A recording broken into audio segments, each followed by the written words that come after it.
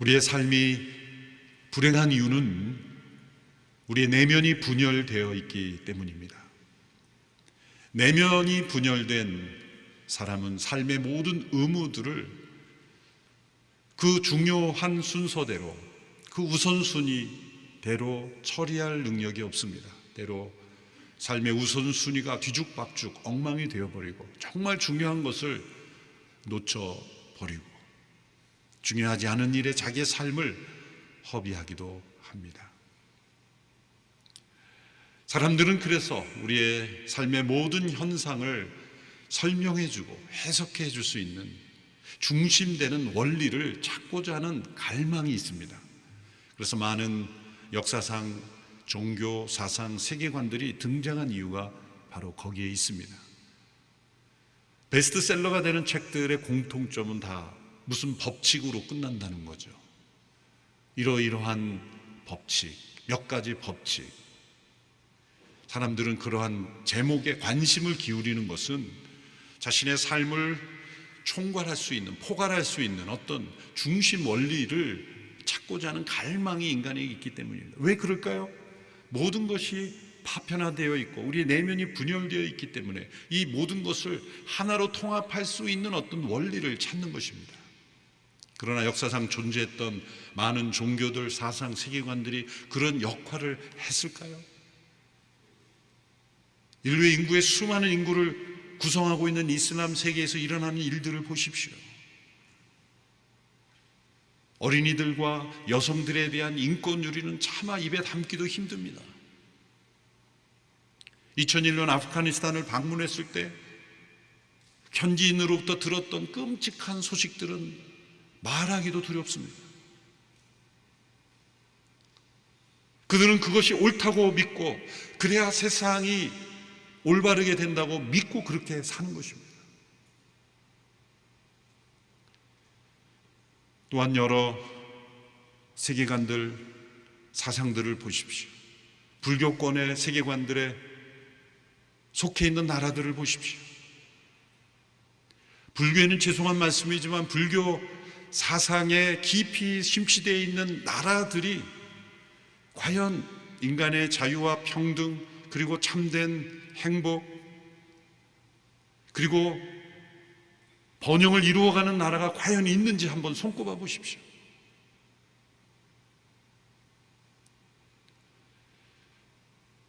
물론 기독교 세계관을 믿는다고 하지만 역사상 많은 교회의 오류들이 있었습니다. 하나님의 말씀이 우리에게 주어져 있지만 때로는 하나님의 말씀을 인간의 전통으로 잘못 해석한 어두운 암흑의 중세교회 시대, 1000년 가까운 시대, 하나님의 말씀을 그대로 사람들이 자유롭게 읽지 못하게 함으로써 교회를 통해서, 교회의 해석을 통해서 하나님의 말씀이 전달되게 함으로써 왜곡된, 편협된 일부분만을 받아들이게 했죠. 성도들은 스스로 성경을 읽을 자유를 박탈당하고 교황의 해석에 최종적인 권위를 두게 함으로써 진리로부터 멀어지게 한 것입니다. 중세의 1000년 가까운 시간 동안 사람들의 눈과 귀는 어두워졌다 있는 것이죠.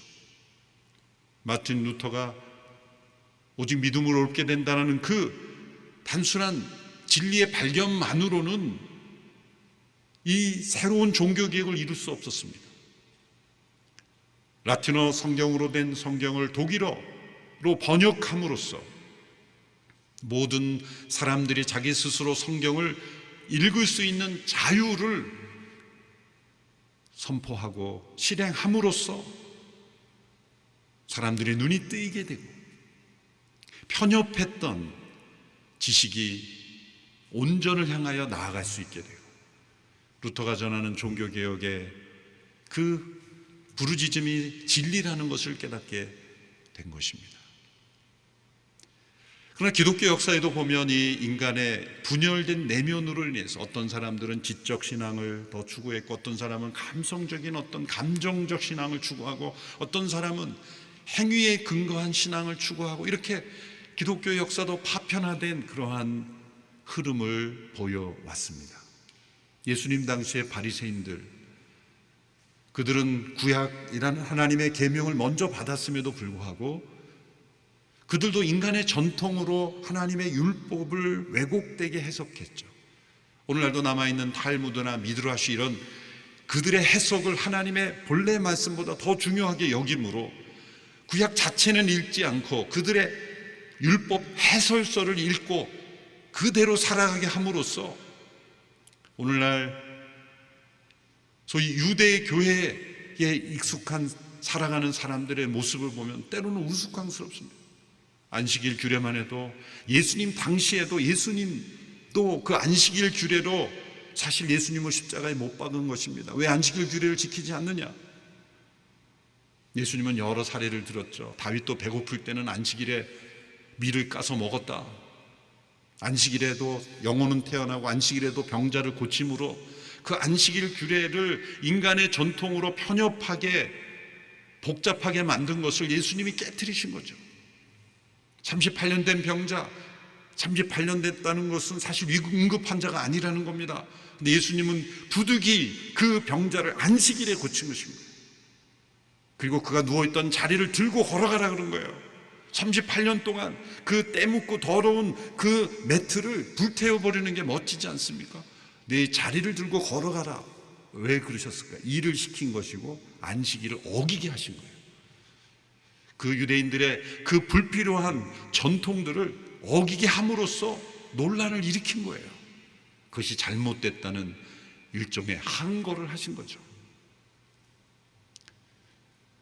오늘날도 안식일 규례라는 것을 보면 너무나 어처구니 없죠. 오늘날도 예루살렘에 가면 주말 금요일부터 되면 이 호텔을 잡을 수 없는 것은 집에 있으면 안식일 규례를 지켜야 돼서 귀찮지만 호텔에 오면은 예외가 되기 때문에 다 호텔에 와서 주말을 보내는 거예요. 성지순례 간 사람들이 호텔을 잡을 수 없을 정도. 그 사회가 본질에서 떠나 점점 왜곡된 방향으로 나가는 거죠. 미국에서는 동부지역에 가면 세베스 엘리베이터가 어디 건물이나 있죠. 유대인들이 많은 곳에는 세베스 엘리베이터라는 건 단순합니다. 모든 층마다 엘리베이터가 알아서 쓰는 거예요. 누를 필요가 없는. 왜? 누르면 일이 되니까. 안식일 규례를 어기니까. 유대인들이 만들어 놓은 그런 시스템이죠. 이 모든 것들은 왜 이런 일들이 일어날까요?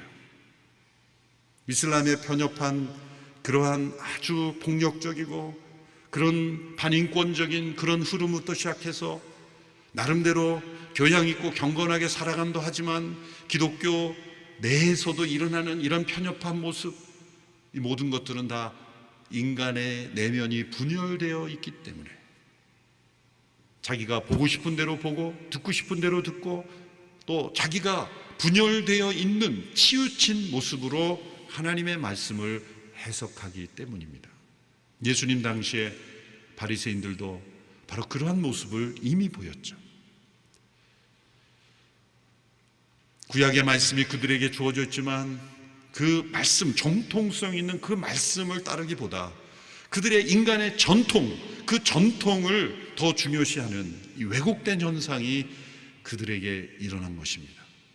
그래서 오늘 본문에도 예수님을 공격하려고 질문을 던집니다.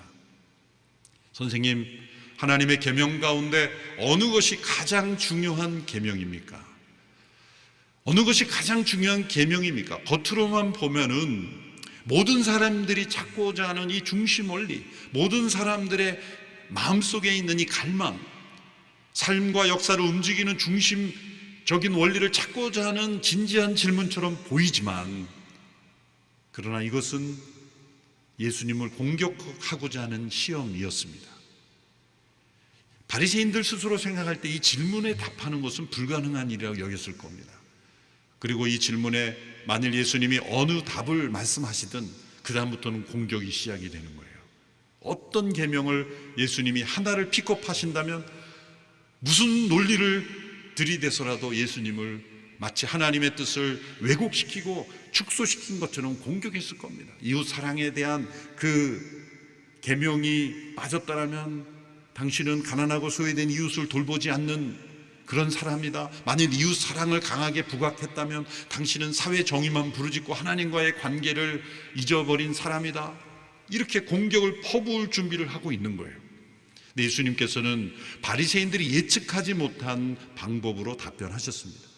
그것은 한 가지 중심된 계명을 끄집어내는 것이 아니라 두 가지 계명으로, 그것도 있는 말씀 그대로를 인용하시지 않고 예수님께서 하나님의 계명을 요약하시는 말씀으로 두 가지 계명으로 요약할 수 있다라고 답변하신 것입니다.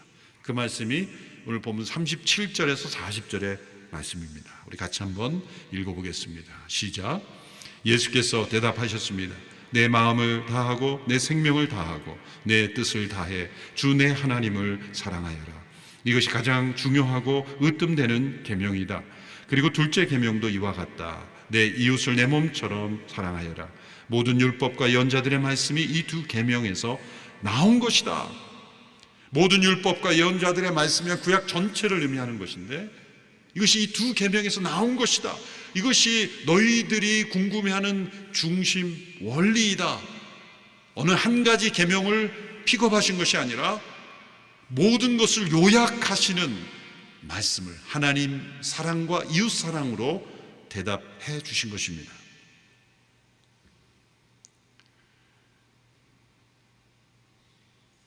이러한 중심 원리가 있음에도 불구하고 인간들이 그 하나님의 말씀을 읽을 때 치우치게 자기중심적으로 잘못되게 해석하는 이유는 우리의 내면이 분열되어 있기 때문이라고 말씀드렸습니다. 죄는 우리의 관계를 파괴하고 분열시킵니다. 하나님과 우리 사이의 관계를 파괴시키고 또 우리와 다른 사람과의 관계를 분열시키고 또 우리와 자연과의 관계도 파괴시키고 그리고 자기 자신과 자신의 관계도 분열시킵니다. 자신과 자신의 관계가 분열되었다는 뜻이 무엇일까요? 그것이 내면이 분열되어 있다는 거예요. 구체적으로 설명하면 우리의 지성, 감성, 의지, 우리의 인격의 가장 중요한 세 요소는 서로 통합되어 있어야 합니다. 그것이 온전한 인격입니다. 그런데 그것이 분열되어 있는 것입니다. 예를 들어보면 우리의 생각 속에는 좋은 생각들이 참 많이 나옵니다. 이랬으면 좋겠다, 저랬으면 좋겠다. 그러나 그 좋은 생각, 선한 생각이 과연 행동으로 이어지는 것이 얼마나 될까요? 분열되어 있는 것입니다. 사람들은 마음과 생각에 좋은 뜻이 가득 차 있으면 자신이 좋은 사람이라고 생각해요. 그렇지 않습니다. 좋은 뜻을 가진 많은 사람들이 나쁜 행동을 하는 경우가 많습니다. 우리가 자녀를 양육할 때도 자녀를 사랑하는 기본적인 마음이죠. 잘못될까 봐 안타깝죠. 그런데 막 분노를 해요. 자녀는 부모가 자신을 사랑하지 않는다고 생각하는 거예요. 부모는 자녀에게 분노를 퍼오면서 내가 너를 얼마나 사랑하는 줄 알아? 그렇게 야단을 치는데 그 모습과 태도와 방법은 자녀가 전혀 사랑을 느낄 수 없는 모습이죠. 왜 그럴까요? 분열되어 있기 때문이에요. 마음에는 사랑이 가득했는데 왜 분노가 나오는 걸까요? 우리의 내면의 분열입니다. 어떤 사람은 지식에는 깊은 전문적인 지식이 있어요. 감정은 나무 토막처럼 메말라 버린 사람들이 있어요.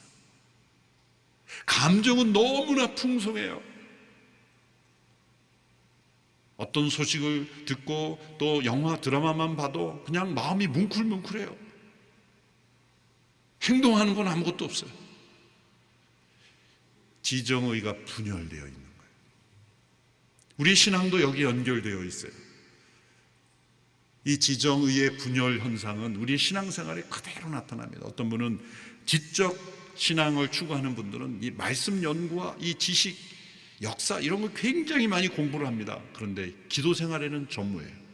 어떤 분은 기도는 정말 많이 해서 하나님과 그 교통하는 것이 이 내적인 감정의 교류는 너무 충만해요. 찬양을 부르면 그 뜨겁기가 그냥 딜 것 같아요. 옆 사람이. 설교가 시작되면 깊이 주무세요. 5분도 못 견뎌요. 지적인 어떤 말씀에 대한 탐구에 대해서는 관심이 전혀 없어요. 어떤 사람은 의지적 신앙, 행해야지. 행함을 강조하고 무엇인가 봉사하고 몸으로 열심히 하나 당신은 왜 그럽니까 말하면은 그 이유를 설명할 수가 없어요. 지정의가 파편화되어 있는 신앙, 이것이 우리 내면이 분열되어 있다는 겁니다. CGN이 개발한 이 퐁당이라는 이 플랫폼이 추구하는, 제가 중심, 이 플랫폼을 어떤 원리에 만들어야 하는가를 제가 가이드라인을 줄 때 가장 중요한 것이 바로 이 문제를 해결해 보자. 사람마다 지적 신앙, 감정적 신앙, 의지적 신앙으로 다 분열되어 있고 이 너무 갭이 크기 때문에. 그러나 일반 사회의 어떤 플랫폼은 사람이 지식에 관심이 있으면 지식에만 이렇게 몰아주는 거예요. 그래서 여러분들이 동영 선택을 아주 신중하게 잘 하셔야 돼요. 잘못된 치우친 영상을 하나 클릭하면요, 그와 관련된 비슷한 사람들의 생각만 다 여러분이 보게 해줘요. 계속 여러분이 그런 세계에 갇히는 거예요. 확증 편향이라 그러죠. 그런 쪽에 갇히는 거예요. 어떤 편향된 시각을 가진 뉴스를 클릭하는 순간 비슷한 생각을 가진 사람들 속에 여러분이 끌려가는 거예요. 정반대의 생각을 전혀 듣지 못하게 됩니다. 그래서 사회가 점점 양극화되는 거예요. 근데 우리 신앙도 그렇게 돼서는 안 돼요. 그래서 퐁당 플랫폼에서는 신앙을 진단하는 그 커리큘럼이 있죠. 여러분이 앱에 아직도 안 들어가 보시면 무슨 말인지 모르겠고 꼭 들어가 보시라는 거예요. 거기 신앙 진단 질문이 있어요. 거기 하나님과의 관계, 이웃과의 관계, 세상과의 관계, 자신과의 관계. 그래서 체크를 하면 밸런스 체킹을 해줍니다. 그리고 거기에 부족한 부분을 보충해 주는 컨텐츠를 추천해 주는 거죠. 그래서 자신이 관심 없는 것이 나올 수 있어요. 나에게 부족한 부분을 채워주는 이 균형의 영성을 추구하려고 그 인공지능을 기초한 알고리즘을 사용하고 있는 플랫폼입니다. 다시 본문으로 돌아와서 우리의 내면이 이렇게 파편화되어 있기 때문에 치우친 우리의 영성도 이렇게 치우치는 거예요. 교회 역사를 보면은 많은 이 영성의 흐름이 어느 한 가지만을 붙잡고 그것이 옳다고 주장을 해요. 그럼으로써 하나님의 온전한 뜻을 깨닫지 못하게 되는 것입니다. 오늘 예수님께서 말씀하실 때 모든 계명이 여기서부터 나온다 하실 때, 하나님 사랑, 이웃 사랑을 말씀하셨을 때 이렇게 말씀하셨어요. 내 마음을 다하고 생명을 다하고 뜻을 다하여 하나님을 사랑하라. 마가복음에서는 힘까지 더했어요. 왜 이렇게 구분하여 말씀하셨을까요? 그냥 너의 모든 것을 다하여 하나님을 사랑하라 라고 말씀하실 수도 있었을 텐데 왜 마음을 다하고 생명을 다하고 뜻을 다하여 또 힘을 다하여 하나님을 사랑하라고 말씀하셨을까? 이것은 우리의 내면이 분열되어 있음을 전제로 하는 겁니다. 우리는 마음을 다하지만 힘을 다하지 않을 수 있어요. 뜻을 다해도 마음을 다하지 않을 수 있어요. 생명을 다하지 않을 수 있어요. 그래서 입술만의 신앙이 가능하고 행동만의 신앙이 가능한 거예요. 우리의 전 인격이 통합된 신앙이 되지 아니하고 어느 한편만을 강조함으로 마치 우리가 하나님을 올바로 신앙하는 것처럼 착각할 수 있다는 겁니다. 그러므로 마음을 다할 뿐만 아니라 생명을 다하고 생명을 다할 뿐만 아니라 뜻과 힘을 다하는 온전한 인격으로 하나님을 사랑해야 한다 말씀하신 거예요. 여기서 마음이라는 단어는 헬라어로 카르디아, 영어는 하트라고 번역이 되는데 지정의, 우리의 전인격의 자리입니다. 생명이라는 건 푸시케라는 헬라어 단어인데 이것은 영어는 소울로 번역이 되죠. 그건 육체와 분리되는, 구별되는, 죽음으로써 소멸되지 않는 영혼입니다. 세 번째, 뜻이라는 것은 영어로는 마인드라고 번역이 되는데 이것은 지성, 이해력, 상상력 이런 영역이죠. 그런데 사실 이 세 가지 단어를 엄격하게 구별하기 어렵습니다. 영어에서도 이 하트라고 번역되고 마인드라고 번역되면 이 번역하는 게 참 어렵습니다. 헬라어가 보다 정교하게 구분을 했지만 영어로는 어디까지가 마인드고 어디까지가 하트고 번역하기가 참 힘듭니다. 그건 왜일까요? 왜 구별하기가 힘들까요? 통합되어야 하는 것이기 때문에 구별하기가 힘든 것입니다. 우리의 내면은 죄로 말미암아 이렇게 깨어져 있습니다. 하나님, 생명의 근원이신 그분으로부터 이탈했을 때, 우리의 생명이 하나님과 이탈됐을 때 우리의 뜻이 하나님의 뜻과 분열되고 우리의 마음이 하나님의 마음에 분열되며 우리 자신의 마음과 생각과 뜻과 힘이 다 파편화된 거예요. 그래서 내가 원하지만 행동은 나오지 않는 거예요. 행동은 하지만 마음은 없는 거예요. 하나님께로 나왔다고 하지만 마음은 딴 데가 있는 거예요. 하나님과의 관계에서도 파편화된 신앙으로 하나님과 교제하는 거예요. 우리는 얼마든지 그럴 수 있는 존재입니다. 해결책은 무엇입니까? 오늘 예수님의 이 말씀 속에 사랑이 해결책이라는 겁니다. 죄는 하나님과의 사랑의 통로를 가로막았습니다. 하나님이 우리를 창조하신 목적이 사랑이시며, 그리고 죄가 그 하나님의 사랑이 우리 가운데 흘러오지 못하도록 가로막은 겁니다. 하나님 편에서 막은 것이 아니라 우리 죄가 하나님의 사랑을 가로막은 것입니다.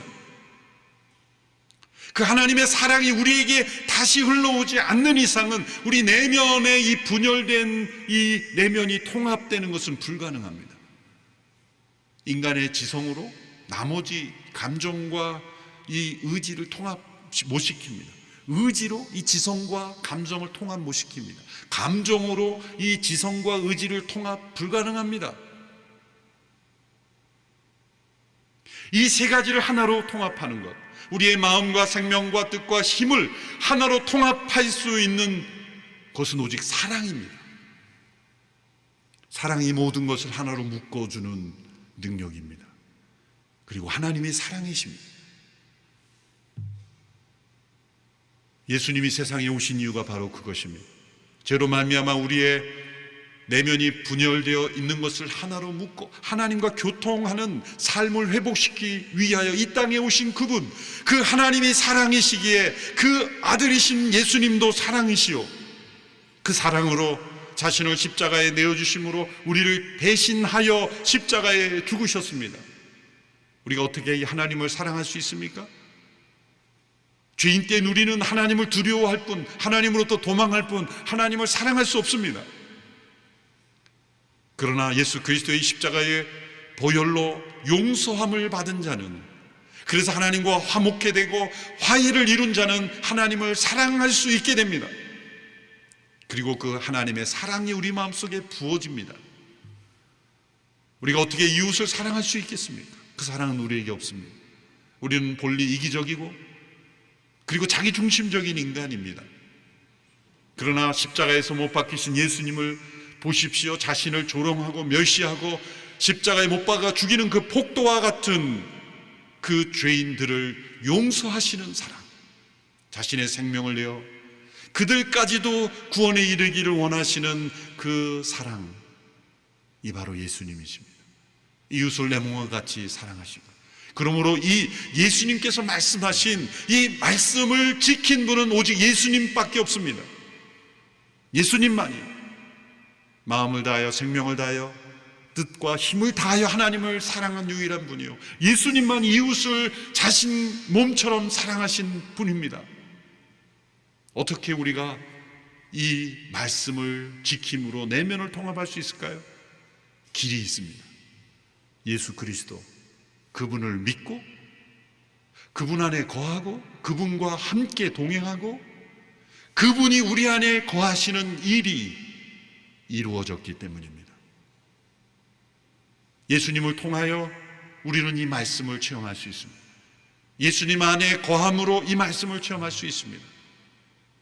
우리에게는 그 사랑의 능력이 전혀 없지만 사랑의 근원이신 하나님의 아들 예수 그리스도께서 인간이 되심으로 십자가에 죽으심으로 우리의 옛사람을 함께 죽게 함으로 우리 안에 새 생명을 주심으로 예수님 안에 거할 수 있는, 그리고 예수님이 우리 안에 거할 수 있는 존재로 우리를 변화시켰기 때문에 이제는 우리의 마음과 생명과 뜻과 힘을 다하여 하나님을 사랑할 수 있고 이웃을 내 몸과 같이 사랑할 수 있는 능력이 예수님을 통하여 우리에게 부어지는 것입니다.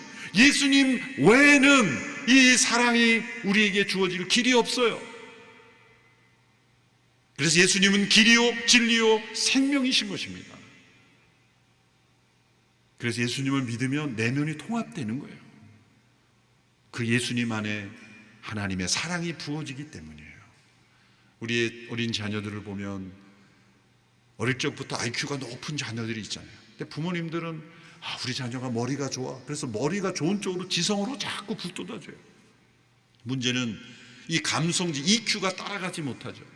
이 IQ와 EQ가 갭이 클수록 그 아이는 큰 문제에 봉착하게 돼요. 인생의 문제는 이 지성으로만 해결되지 않는 많은 문제들이 있기 때문이죠. 또 그것만이 문제입니까? 사회적 지수, 관계 지수가 중요해요. 이 SQ, 관계 지수, SQ라 하거나 RQ라 하거나 사회적 관계, 그걸 개발하기 위해서는 학교를 가야 되고 공동체가, 친구 관계가 필요한 거예요. 그런데 IQ가 좋다고 공부만 하도록 하면 이 EQ와 SQ는 어디서 형성합니까? 이 갭이 점점 커지면 더 큰 위기에 봉착하는 거예요. 놀랍게도 우리가 함께 믿음 생활하고 공동체를 이루고 신앙 안에서 함께 삶을 누리게 되면 이 모든 것 통합이 돼요. 하나님의 사랑 안에서, 예수 그리스도와 있는 하나님의 사랑 안에서 이 깨어진 우리의 내면이 균형을 잡고 하나로 통합되는 놀라운 힘이 예수님을 통하여 하나님의 사랑이 부어질 때 일어난다는 것입니다. 그래서 예수님 안에 거하는 영혼은 행복한 거예요. 내면의 분열이 통합되어 있기 때문이죠. 때로는 기도하고 내가 뜻한 바를 행할 수 있게 되고, 내가 어떤 행위를 하면 그 안에는 진실함이 있는 거예요. 위선이 사라지고, 거짓이 사라지고, 부정이 사라지고, 그리고 참된 사랑이 삶의 원리가 되는 것입니다. 전 세계에서 일어나는 일들, 아프간에서 일어나는 일들, 미얀마에서 일어나는 일들이 남의 나라 이야기가 아니라 바로 나의 이야기처럼 느껴지는 거예요. 이웃을 자신과 같이 사랑하게 되는 거예요. 헐벗고 굶주린 영혼이 있으면 마치 내 자식이 굶주린 것처럼 느끼는 거예요. 왜? 하나님의 사랑이 우리 속에 흘러 들어왔기 때문입니다. 그래서 우리의 지정의가 하나로 통합되는 거예요. 그런 영혼은 어떠한 환경 속에서도 불행하다고 느끼지 않습니다. 환경이 우리를 불행하게 하는 게 아닙니다. 우리의 분열된 내면이 우리를 불행하게 하는 것입니다. 예수님께서 말씀하신 대로 우리 하나님을 마음과 생명과 뜻, 힘을 다하여 사랑하고 이웃을 자신의 몸처럼 사랑할 수 있는 그 은혜는 오직 예수님 안에 거할 때만 우리에게 주어짐을 믿고 그 주님 안에 온전히 거하는 우리 모두가 되기를 축원합니다. 기도하겠습니다. 하나님 아버지, 죄로 말미암아 깨어진 우리의 내면을 예수 그리스도 안에 있는 하나님의 사랑으로 하나 되게 하시니 감사합니다. 깨어진 우리의 마음이 주님의 사랑으로 온전해지게 하시고 통합되게 하시고, 그리고 이 세상을 살아갈 때 하나님의 사랑으로 승리하며 살아가게 하여 주시옵소서. 예수님의 이름으로 기도하옵나이다. 아멘.